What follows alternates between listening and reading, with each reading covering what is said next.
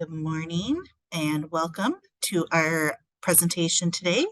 Thank you for joining us for our part 2 of Dealing with Dementia series presented by Emerald Crest Memory Care and Cassia.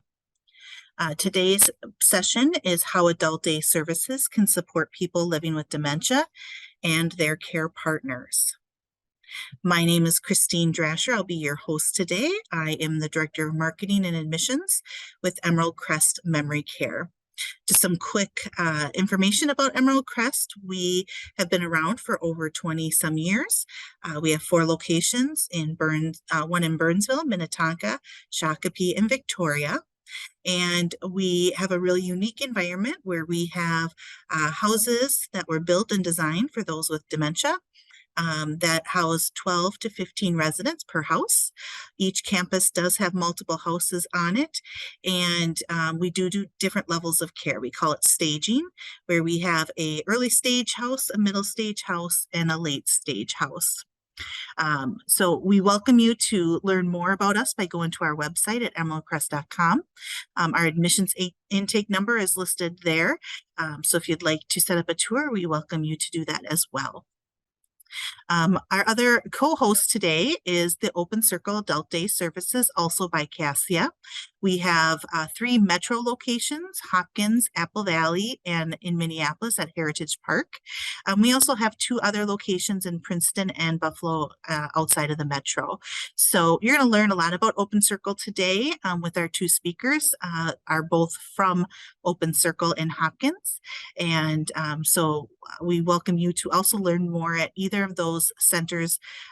If they are closer to you, their contact information is listed below. Like I mentioned, Cassia is the sponsor as well of today's presentation, and both Open Circle and Emerald Crest are part of Cassia. Cassia is a legacy of Augustana Care and Elam Care, and through Cassia, what we want to do is we are a servant of God, and so Cassia actually means the heart of a servant. We have 5 states that we have different types of senior housing options in, mostly in Minnesota, but we also have some in North Dakota, Colorado, Iowa, and Florida. And we have all different types of levels of senior housing care, as you can see there, from independent living all the way to skilled nursing facilities, both long-term and short-term rehab. We also have other arms to our services, such as hospice, home care, pharmacy, medical supply, and rehab therapies, as you can see listed there.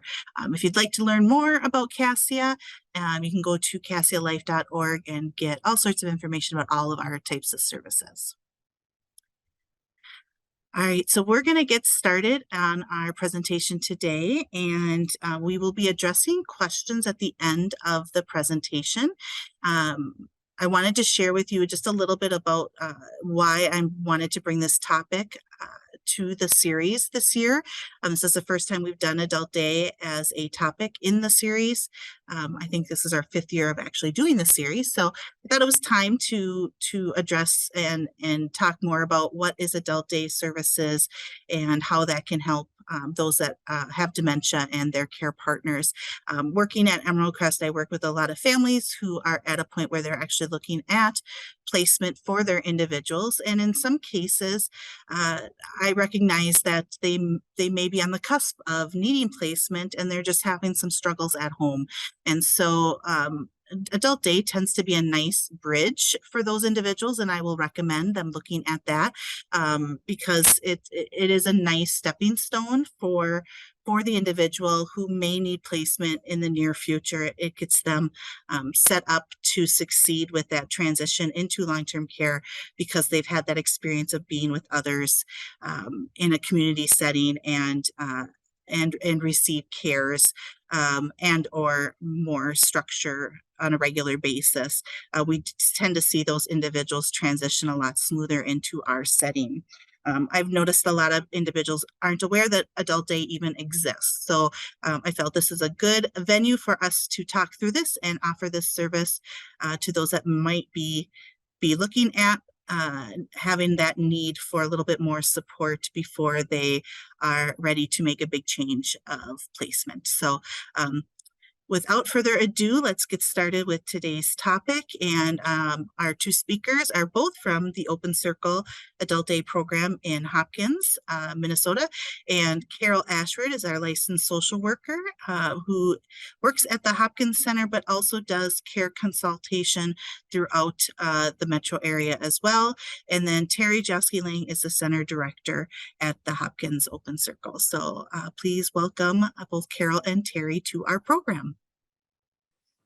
Thank you, Christine. Yes, this is Carol, and we will start our presentation. Oops, I'm going the wrong way, Christine. There we go. Okay, so let's look at our objectives, and this is really the framework to our agenda this morning. So we're going to learn about the history and background of adult day services. We'll explore the benefits of day programs for the members. We'll look at a typical day at Open Circle. And again, that may be different from at other day centers, but we'll base it off of what we do at Open Circle and Hopkins. We'll gain a basic understanding of funding sources that pay for adult day services. We'll look at the benefits and support that caregivers receive. We'll look at when somebody is ready for adult day services. And then we'll hear about the impact of Open Circle on specific members. We'll share a few stories. Okay, so a little bit of history I thought would be interesting to share this morning. So adult day centers were first opened in the 1940s, and it started at psychiatric hospitals and then moved to geriatric day hospitals. And then it was maybe 20 years later in the 1960s that day programs opened throughout the United States, and with a focus of serving older adults. It would kind of narrowed the focus to older people. In the 1980s, the first National Adult Day Center Week was recognized by Congress, and it received a presidential proclamation. And then closer to home here, Open Circle Adult Day Center in Hopkins opened in 1982, and we are celebrating our 40th year. In the 1990s, national standards and guidelines were updated and published, including training manuals for adult day staff. And in 1996, the National Association of Adult Day Services, we call it NADSA, was founded. There's also a state organization in Minnesota through Leading Age Minnesota. All right, so let's look at benefits for members. Now, we call those who attend Open Circle members. Some centers call them participants, but we prefer to call them members. And these benefits are things that we've observed or been told by members and their families. So we see this every day. Members develop new friendships. And what's fun about this is these friendships continue outside of Open Circle for some people. So they might with their care partners, go out to dinner with another member and their care partner. So that's really fun when we see those relationships forged. Members use their skills consistently. So even more so, let's say somebody is on a transitional care unit getting rehabilitation. They come into a day program, maybe following that, and they can really practice those skills and keep those things going. And it strengthens people's ability to remain vital in the larger community. And we really saw the effects the opposite way during the isolation, during COVID shutdowns. We were closed for 3 months. And when members started to come back to the center after that closure, we saw how important it was for people to be in community to maintain that vitality. And people were able to get it back, but it really drove home to us how important that is for members. And also members participate in stimulating social and recreational and exercise programmings. We have a pretty robust exercise program that is developed, created by a physical therapist, and we do get evaluated on a quarterly basis by a physical therapist. And members are supervised and surrounded by nurturing, encouraging, fun-loving, and empathetic staff. And I just want to highlight the fun-loving part. I'm in the office at the kind of the front of the building at Open Circle, and I can tell you that throughout the day, there's laughter and joy that I hear, and it just is so satisfying. All right, so I went to the research to look at, we know what our members have shared or what we've observed, but what does the research say? And this is just one study that I am looking at here. It was a study, a qualitative research study from 2010 that explored perceptions on the impact of day services on members' lives. All right, so results, and they're similar to what I highlighted on the previous slide.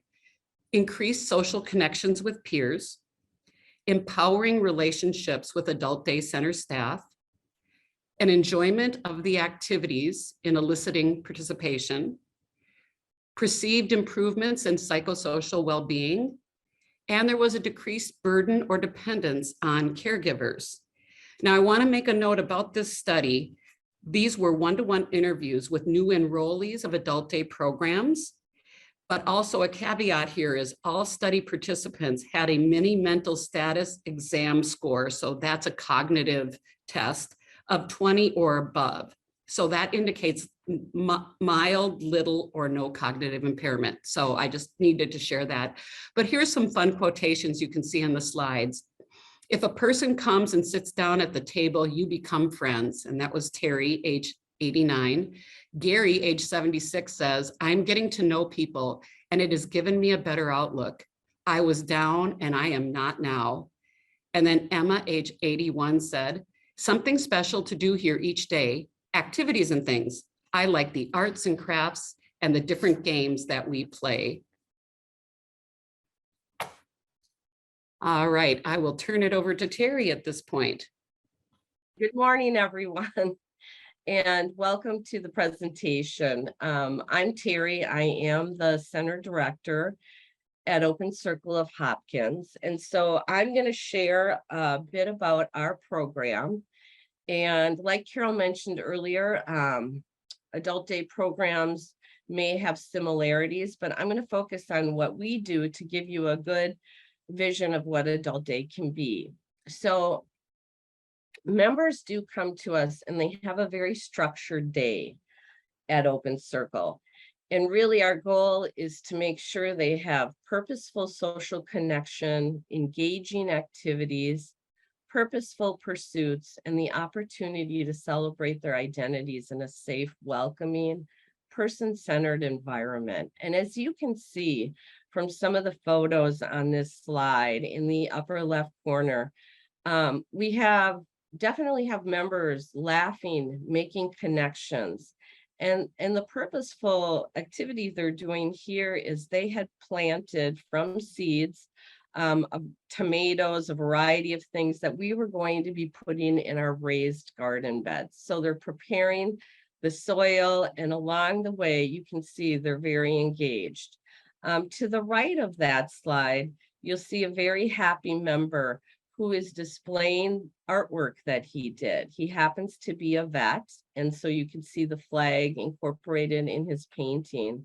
And he was able to display that at our member and staff art show that we hosted in May.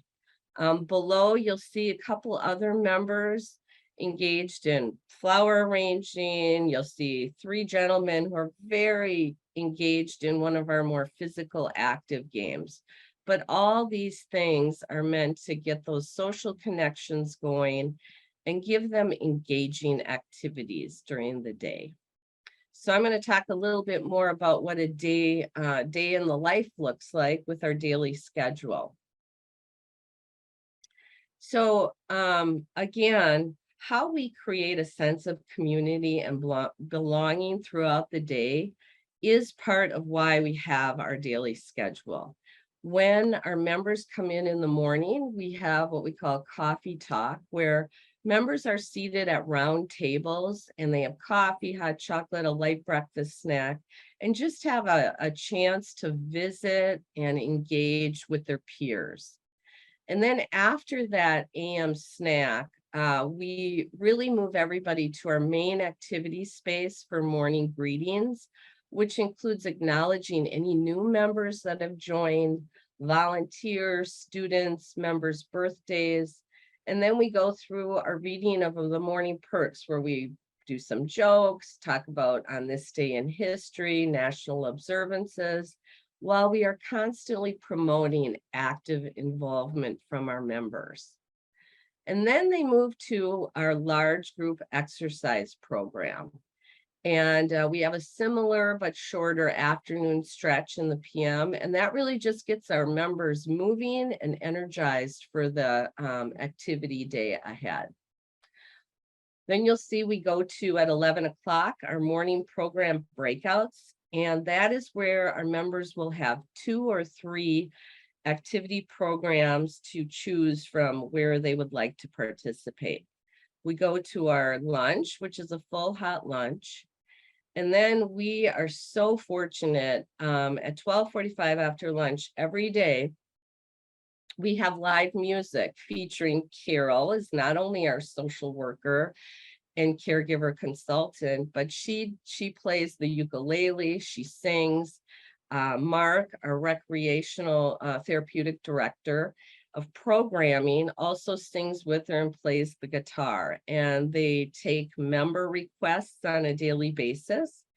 And we also may have a trivia group going on the side as well. Then we move to our afternoon program breakouts, where again, during that hour, there are 2 or 3 breakouts that members can choose to participate in. And then our afternoon snack follows by that afternoon stretch exercise, again, to get everything moving and going. And then we go to our good news, which really is something that members help us with. And we'll talk a little bit more ahead. And then we move into that departure pickup, where we often will have volunteers that come and do some entertaining. It could be a visit by, secondhand hounds as well. But one of the great things that really helps enhance delivering that person-centered service to our members is the volunteers that we also get. So each day of the week, we have community volunteers who may support activities or help with daily tasks. We have a very strong educational partnership, where we have academic interns that come from the U of M and St. Catherine's with occupational therapy students. They'll come to us for 12 weeks at a time. We have also Anoka Tech, who sends us occupational therapy assistant interns who come to us for 8-week cycles. We have a social work intern who comes to us from St. Kate's. So all of those interns really are an incredible infusion with our staff, and help us really also provide more of that individualized engagement and socialization experience to promote our person-centered philosophy.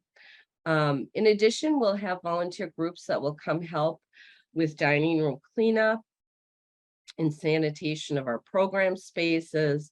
And again, music volunteers who may entertain on different days of the month, as well as program volunteers who really facilitate specific activities such as our writer's circle and our Bible study. So it's really important for us that we set up our day for success and conclude it with a desire to return for our members. So when members and their care partners come in to start their day, we start at 9:30, they are warmly greeted when they enter our center, which really helps promote that sense of welcome, sense of security, and sets a positive tone for the day ahead. And we really try to engage and give that equally warm farewell when they leave, because we want our members excited and want them to, feel good about coming back. So we do have that process of the greeting, and then we have a staff person who's assigned to take their coats and accessories and provide them with their name tags. and then help them really from the main hall to our activity room for socializing in the morning for that coffee morning snack. But one of the things I really, I think we do an outstanding job of is really we try to foster that peer connection and those feelings of belonging throughout the day. And we do that in a lot of ways. And one of those is really intentionality with how we seat people at tables, making sure we do those peer introductions. And then we develop communities within a community. And we do that through regularly scheduled small group programming experiences, such as for our vets. We do military memories, or we do mindfulness sessions. We have a group that does what's called our Open Circular, and that's a member-generated monthly newsletter where they give advice, they do drawings, they do jokes, they do introductions of all of our members as they come in. So very powerful way to get people connected. So I'd like to talk a little bit more about our daily programming. As you saw when I went through the daily schedule, we do have 3 times a day where we offer program breakouts. We say 11, 12:45, and 1:30. And we offer parallel activities. At least at our center, we have up to 55 members who come a day. So we are able to offer parallel activities. And as I said, it could be 2 or 3 choices that they have during those breakout times, and really designed to promote the strengths and engage the interests of our diverse membership. And it's developed within a holistic framework. And so as you can see on the side, I have the areas of wellness that are featured in our monthly activity calendars. And we take great effort to make sure that these areas of wellness are spread throughout our month and on different days so that we touch our membership. Because we have members who come 2 days a week, we have members who may come 5 days a week. So we do a lot of work to make sure we're touching our members with what their interests are and strengths. So as you can see here, some examples for physical. Well, of course, we do our exercise program, but in the breakout sessions, we do offer a lot of active games where on one of the first slides, you saw people engaged in a broom ball, or we do bocce ball or bowling, and we do have strong participation in those games. In the spiritual sense, one day we could have a chaplain who's conducting a service. We could have a Bible study led by one of our volunteers. We could have a hymn sing, and we also want to include in that spiritual sense to mindfulness. And so we do guided meditations, we've done Tai Chi. And then with life celebrations, we always are finding things we can celebrate. And of course, on a monthly basis, always the birthdays. But we have coming up this week, we have our Veterans Day celebration. Coming up next week, we're going to do a celebration regarding our new mural that was just painted in our entryway, and it's our 40th anniversary at the Hopkins of Open Circle. So again, for the community to be able to participate and celebrate. And then community-wise, we really try to focus on both getting our members out on some outings, but also doing community service projects and doing intergenerational projects. From an intellectual standpoint, we offer a vast array of adult education programs, as well as a lot of brain games and team games that they can all participate together, from crosswords to Jeopardy to Family Feud to Scattergories. And then we have our creative expressions group, where we offer an array of opportunities to participate, beginning with everything from painting to woodworking to clay work to creative writing and acting. And we do it in such a way that we meet our members where they're at so that people can participate in these activities and feel welcomed and not feel as though, wow, I never really had that talent. So we really try to highlight ways that they can succeed in all of those programs. The other thing we do is we offer our members roles during the program day to recognize different facets of their identity and to promote purpose and independence. So you'll see we have typical member roles. One of the ones, the new member ambassador, is when we have certain members who love to be that person to help a new member who joins really get acclimated to the community, make some of those peer introductions at their table, take them through the program day and guide them. Another one is a greeter. We have several members who, have enjoyed greeting. In fact, we had a past principal of a school. And so for him, he had a lot of identity, 32 years of being a principal. So he loved greeting visitors and members as they came in the morning, just like he did when he was at school. Dining room assist, setting, clearing tables. We have several folks who do that, or we have a gentleman who loves handing out weights for our exercise program, delivering water after they exercise, and then musical support. This is where, again, we have a lot of talented members. You can see on the slide next door in the lower right corner, you'll see one of our actually newer members who came to us and said he's been playing the accordion since he was 12. So 81 years.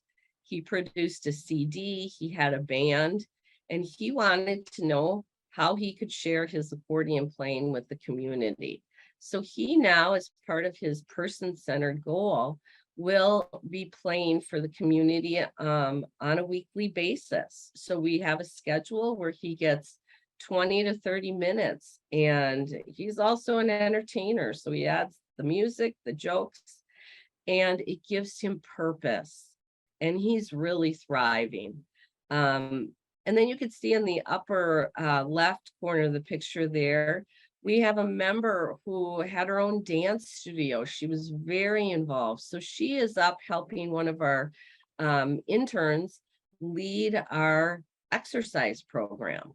And again, very purposeful. She can identify to that from her past. And the last point on here, we have a good news content provider. So our good news period is really intended to share the good news stories. We hear enough in the news and everything that's not so positive.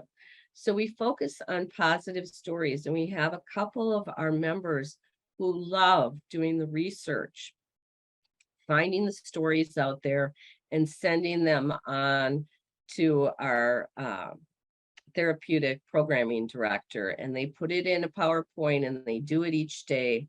Believe me, if we don't utilize their materials, they will hold us accountable.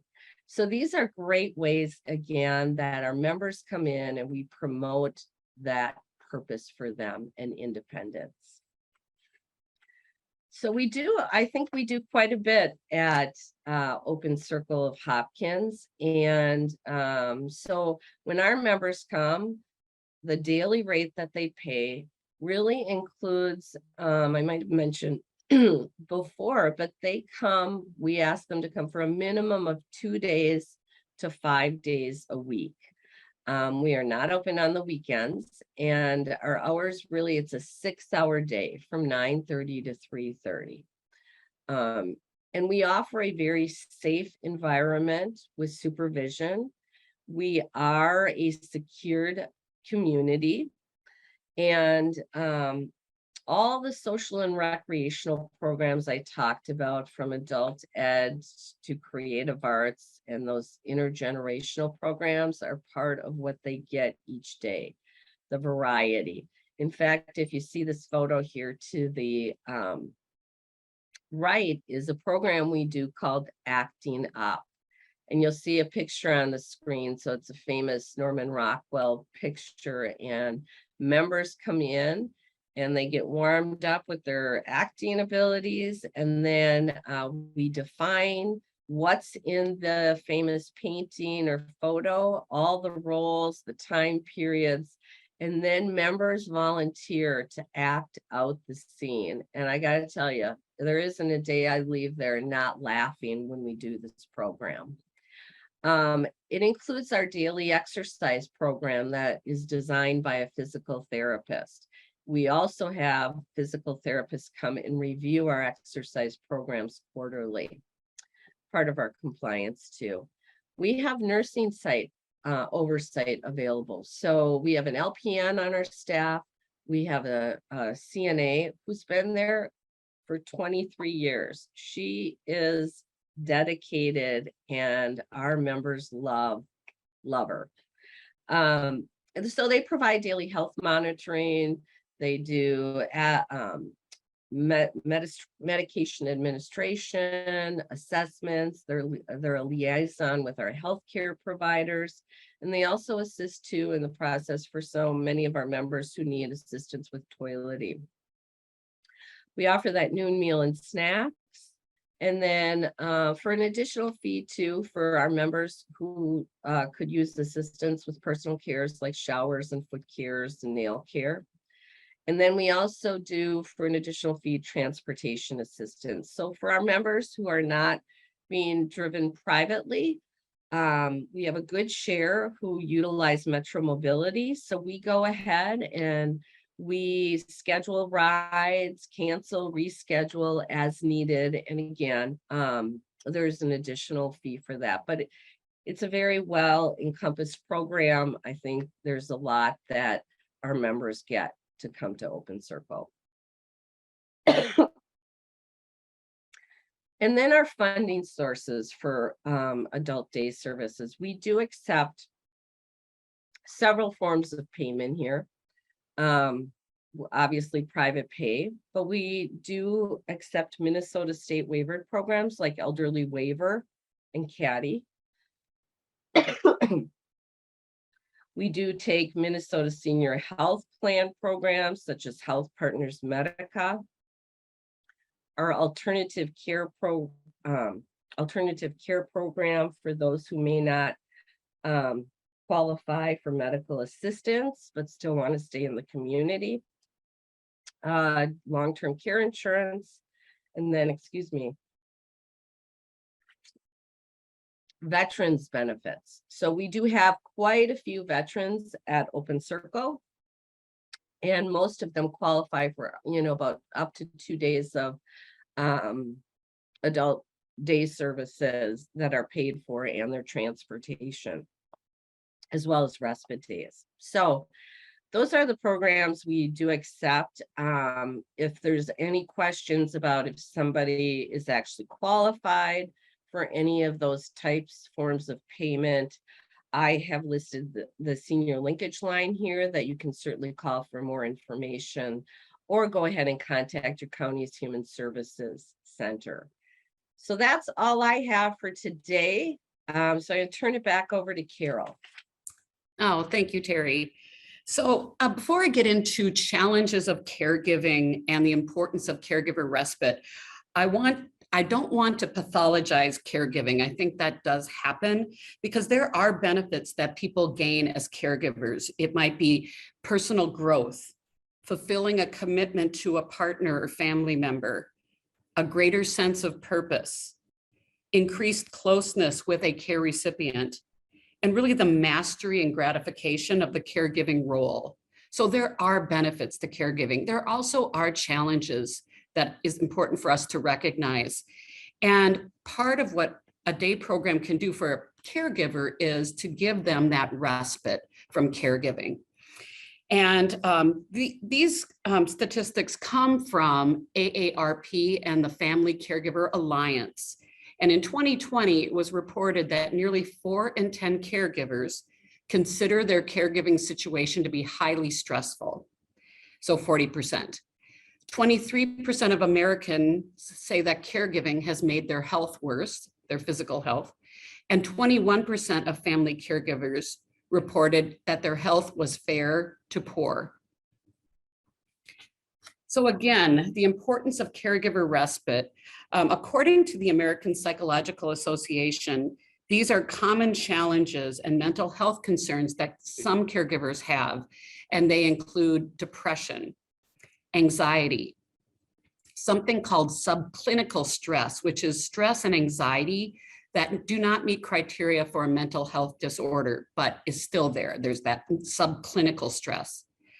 High rates of negative affect, including guilt, sadness, dread, or worry. Ambivalence about care, what to do, how to do it, when to do it. Witnessing the suffering of relatives. Caregivers may become easily irritated or upset, and feeling isolated or abandoned by others. Sometimes people feel kind of trapped because they can't get out and do the things that they once were able to do because they need to be at home with the care recipient. And something called anticipatory grief, which are feelings of grief that occurs before an impending loss. And also something important for us to recognize is something called caregiver burden. And that I have the definition here from a research article from 2014. And that is the negative reaction to the caregiver's social, occupational, and personal roles. And what we hear a lot about with caregiver burden is role strain. The role is so heavy that people are overwhelmed and feel that strain of the role. So we talked about benefits and support for members. Now let's talk about benefits and support for care partners. And this is what we've heard from care partners, caregivers. Time off or respite during daytime hours. They get that break. Some caregivers tell us, I can get out and do some errands.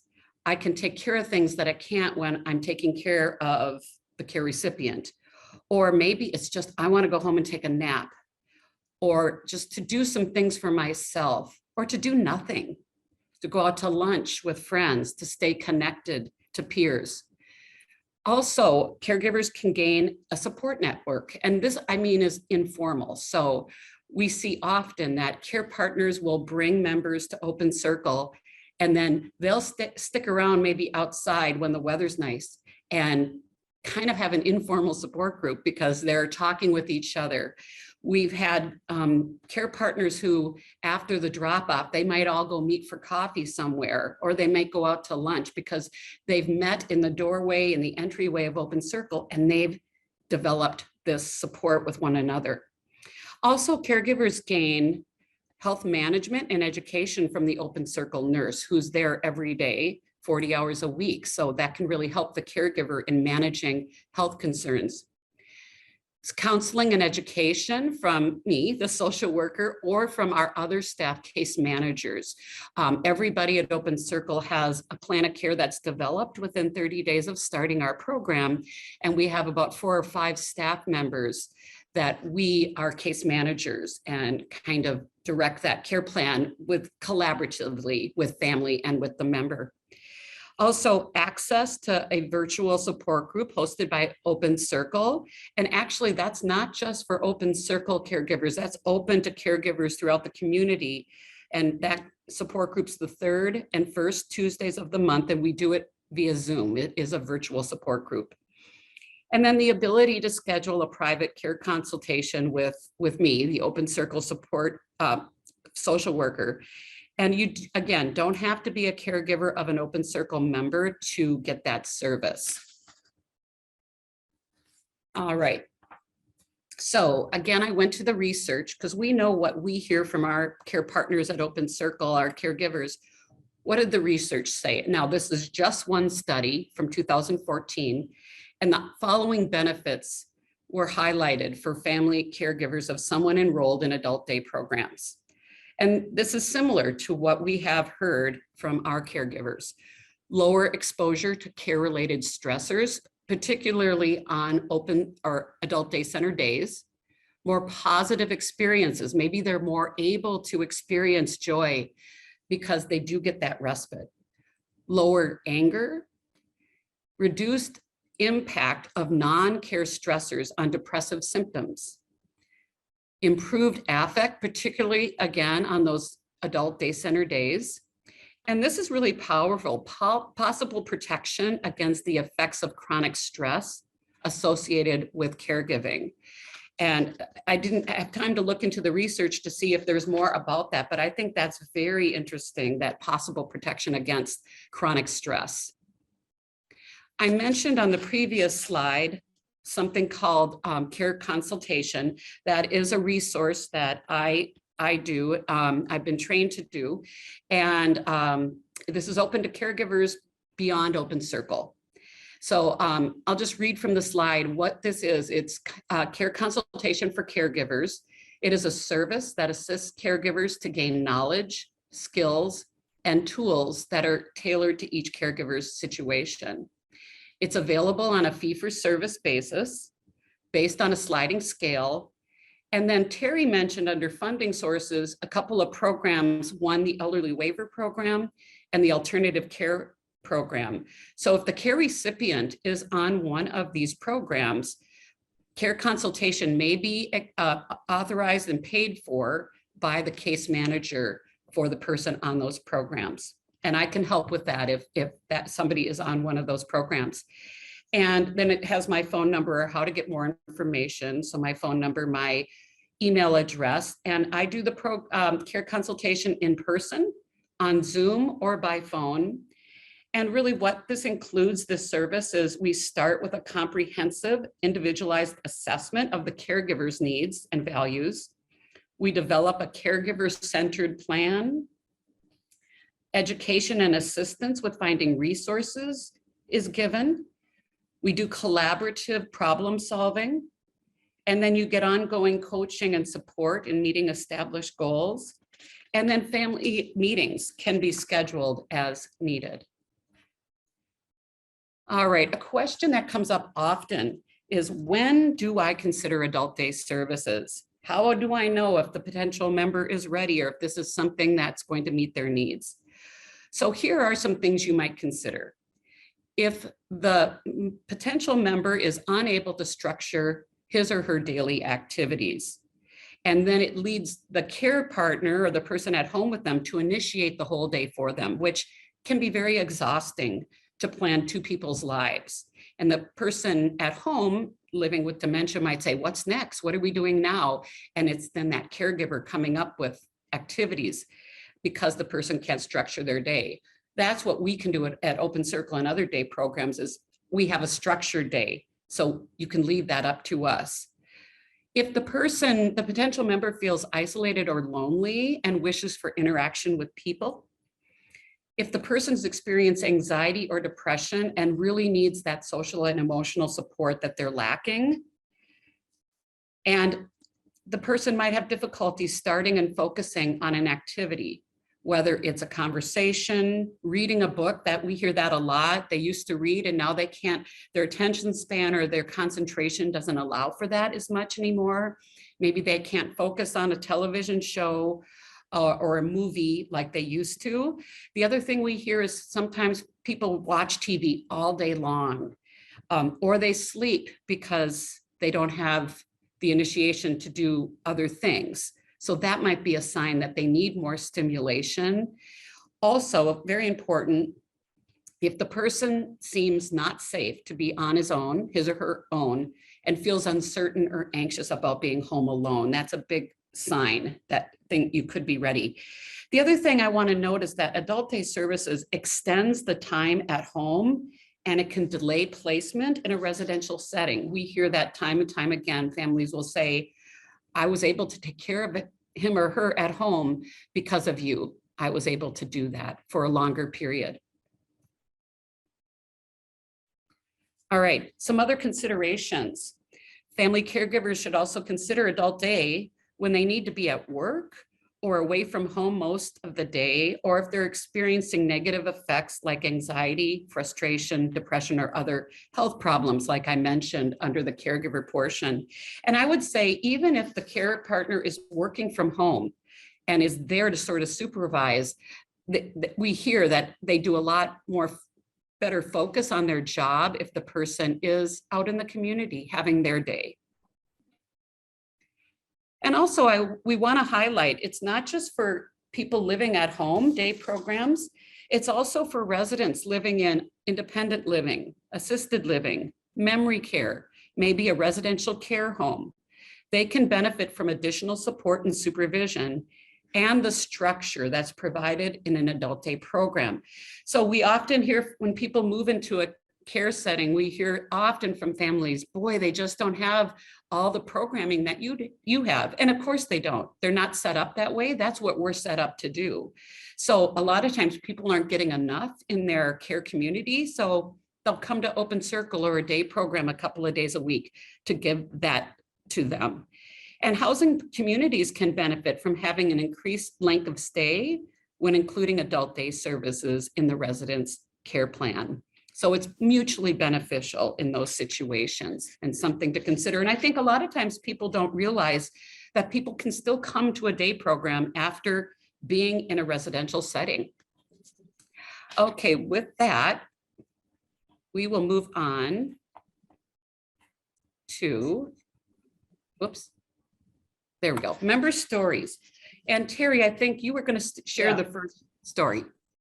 Yeah, I mean, and just to reiterate what Carol said is, we support individuals, our members, with changing physical, cognitive, or social abilities. But we do have about 60 to 70% of our members come to us with some form of memory loss or dementia.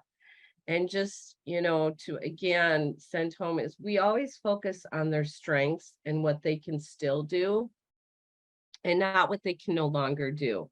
So we wanted to give you a few examples of our members, and kind of the type of folks who might come to our adult day.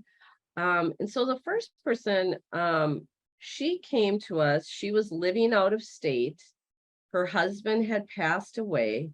Her children were living here, at least one of them, and they wanted mom to come and live in Minnesota. So she came here, and she was now away from all of her friends. She was still in the grieving process, and her children were working in the day, and they had their own young children to care for. And she came to us, with, I would say, more in the earlier stages of Alzheimer's. So she came to Open Circle, and she acclimated immediately. She made friends, she participates in all the different programming, and she constantly expresses how much she loves coming to Open Circle. And in fact, after the weekend, she is so happy it's Monday morning. So she comes to us 5 days a week. She is also one of our first day ambassadors, so she plays that role. But again, coming and all of a sudden being in a different state, away from everybody, different friends, living with her family, and now she's really thriving. Carol, did you want to share an example too? Sure, I can share an example, Terry, of a male member. He lived at home with his spouse, who prior to him starting in the program, she was very much considering placement for him. But it so happened that as she was looking for placement, I let her know that we had openings for her husband. And so he did start in the day program 5 days a week. And this continued until he recently did move to a memory care resident. But this was 9 months after he started with us. So 9 months after she was ready to place him, he then did go to a memory care. So it extended his time at home by 9 months, which is good for he and his wife. And it also saved a lot of money for them. Also, this member continues to attend Open Circle now 2 days a week. So after he's been placed in memory care, He still comes to be part of the community that's so fulfilling to him 2 times a week, which really has helped his transition into his new community, because it kept some continuity in his life with his connections at Open Circle. And his wife continues to be a part of the community of Open Circle, which is really important to both of them. Yeah. And Terry, I think you have one more example. Yeah, another example is we have a member who also is, maybe early moving on in her dementia, but she still lives in an independent senior living apartment on her own. She comes to Open Circle 2 days a week, and on the other 3 days, her family has a caregiver who comes in. And so this allows her to still be part of the, larger community while still living on her own. And really, the family, feels that they now just have to really focus on her time during the weekend. So again, I think this is an example of another way too to extend somebody in their current living situation, and eventually if she moves into a assisted living type situation, but in the meantime, it has also saved this family money for moving her into a residential, but also she's very happy to be in her place with the additional support. So we have certainly plenty of other examples, but we'll at least leave you with those 3 examples now, because we would like to probably open it up here for any questions. Yes, and I'll just share here the references from some of the research that I cited. And yes, we will open it up to questions. So I think Christine is going to look at the chat and see what questions we have, or please enter questions in the chat at this time, and I will turn it over to Christine. Yes, thank you. Great information, Carol and Terry. Really appreciate it. Yes, we'll take a moment here. If you have any questions for either Carol or Terry, feel free to type them in the chat here and we will address them. I just wanted to share a couple things on this slide that you're seeing up here is both Terry and Carol's emails. If you're not comfortable doing it on this forum with questions, you can also email them specifically. They'd be happy to do that. Terry, or Carol, can you go to the next slide? Whoops, one more, go back one. There you go. Just wanted to reiterate the locations of all the Open Circle programs there. You can see that we have our Apple Valley, Hopkins, and Minneapolis, but we also have a Buffalo and Princeton one. So those are kind of the out of the metro area locations. And then go to the final slide. Whoopsies. There we go. And so I just also wanted to put our next session, which is next Wednesday, that topic up there. If you haven't already registered for that, just a reminder that that is on practical tips for caregivers. We have Sarah Ziegler, who did our part 1. She's coming back and talking more specifically on some very helpful tips for caregivers at the different levels of dementia. So you can register for that as well through that same website that you registered for this one. And if you have any questions or anything, you can email me or call me. My phone number is listed there on this slide too. And then if you are a healthcare provider and would like a CEU certificate, if you can put your name and email in the chat room as well, and I will get that certificate out to you probably within the next week or so. All right, so we do have some questions here. So let me open it up. I've explained, this is from Steve. I've explained Open Circle as I understand. My spouse has MCI. Her reaction isn't great, kind of negative. It didn't sound like something she'd like to do. Do you have any strategies to persuade someone to try out Open Circle or maybe overcome their resistance? Terry, you can certainly add in, but I would, first of all, I want to validate that that is a normal reaction that we hear from people. I think it's very abstract. so they don't know what it is that we're talking about. What I coach family members to do is don't overwhelm them with details about what the adult day program is. I would keep it very simple, because if we overwhelm them with information, it might be too much and then they're just going to reject the idea. And I would use the word try. Steve, you said we stress trying it, that there's no long-term commitment.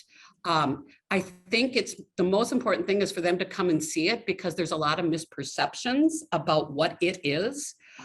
Terry, do you have anything to add? Yeah, I mean, just to reinforce what Carol said, it is a normal reaction. And one of the things we do is we, before we will accept any member into Open Circle, they do need to come and take a tour with their care partner, right? And because we want to see them as well as them having exposure to it. And as Carol said, we also, I think, when they're there for that tour, I would like to always emphasize with those potential members is that think of us as like a structured community center, so that they are not in the mindset of, oh, I don't need this, or this is not for me. And then again, what Carol said to reinforce is we say, well, give it a try. We don't force anybody to be here. And we ask that our members who do join, that they give it a month try, right? Because if you come in day one, it's a lot of change for a person. And so they may feel not as comfortable, but they keep coming back, and all of a sudden they start feeling that part of community. And so we have plenty of people who may have had that reaction, who all of a sudden acclimate and love the welcoming environment. So, it's just something that, all good points that Carol made too. You have to give it a try. And one of my favorite stories is we had a gentleman who started and he said, I'll give it 30 days and then I won't be there with you after that. He's been with us 10 years. So yes. All right. Other questions, Christine? Yeah, I actually, there is a couple more, but I do want to just add to that last statement too, kind of on a different end of it. What I found at our setting at Emerald Crest, because we move individuals into more of that long-term placement, I have found that anybody who has that adult day program background or experience coming now into a long-term care setting, like that provides a very structured day like Emerald Crest as well, they actually do much better with that transition moving into that next phase, because they are used to being around other individuals. So going into a community setting isn't as rough on them, and they're used to having that structure, and it just makes that transition into a long-term setting so much easier. So I have found that to be a very positive when I'm working with families to move into the next stage, if they've been a member of an adult day program. So other question we had from Karen was, sounds like you have an amazing program. Do you have wait lists? I'm sure people are just really clamoring to get in. So yeah, I'll take that one. We do have an amazing program. I will say that. I joined Open Circle a year ago, and I was amazed from day one, the engagement that our members get, and it hasn't changed over this last year, but we are pretty close to our maximum number of people we can have in a day. As I mentioned earlier, we have up to 55, but there's always changes, right? So we do have a list of folks. Right now we are booked up through into December of new people coming in, and we have tried to really limit it to 2 new members a week, so that as a staff we can get to know those people and we can acclimate them with their whole care plans and really give them that welcome they deserve. So we are taking people up through into mid-December now, but I still encourage anybody who would be interested to come and schedule a tour And then we can look, because as I said, things change on a daily. So there may be another opening available, but yeah, come and tour. Yeah. Well, and the nice thing too is with the Open Circle program is we do have other locations too. So, you know, their wait list might be different, their availability might be different. And if you're open to transporting to those other locations, that might work out as well for them. So Absolutely. I'm sure Terry, you help them through that process if and Absolutely. connect them with a different center if needed. Okay. Yep. I have another question. My parents are 91 and a full day as described might be too much for them. Are there programs with fewer hours per day? This is Carol. I can take that. Yes, I hear that there are other programs with shorter days. And with our 6-hour day, if we often have somebody who says, I can't get there at 9:30, but I can make it by 10:30. That's okay. They can come from 10:30 to 3:30. We still charge the daily rate, but they can, if that works better for them, do that. And there likely are other day programs with maybe a 4-hour day. In general, I would say though, unfortunately, during the pandemic, we lost some day programs in the Twin Cities and greater Minnesota because of the financial impact. So there are fewer programs out there, but to answer your question, I think there are programs. I specifically don't know which ones. Terry, do you have any insight on that question? I don't know which ones right now currently offer half-day options, but can I just like to add one thing for that question? So it's interesting because I will often have people who come and tour with us, right? And or even once they join, just say, you know, my dad likes to take naps and sleep, and that's what he does a lot during the day. So do you have opportunities for them to do that at your program? So we do have a lounge, we do have recliners for people, and sometimes during lunch they might want to relax a little bit. But what's just astounding is when they get in a community where they are engaged, they're not interested in taking naps, or maybe they take a cat nap, you know, here and there throughout the day. But literally, I just had somebody who was 99 in like about 2 months ago that came as a member. So he's our oldest member now. And he just signed up for adult day, and he goes through the day and engages in the programming. So sometimes, while you may assume your members or your family are not able to do that, you know, we certainly work with people at their pace, right? So I guess that's all I wanted to say is they may be beyond the abilities of what you may think they are, but also understood. And, you know, certainly you can look into programs that are shorter periods. Yeah. And I'll say we hear time and time again that once the member comes to the program and have the stimulating day, they sleep better at night. We hear that often because they're engaged throughout the day. And often people are napping during the day because they're bored or they don't have enough to do. All right, Christine, are there more questions? It looks like we're done with our questions, but I just want to mention here that there are other adult day programs across the state of Minnesota.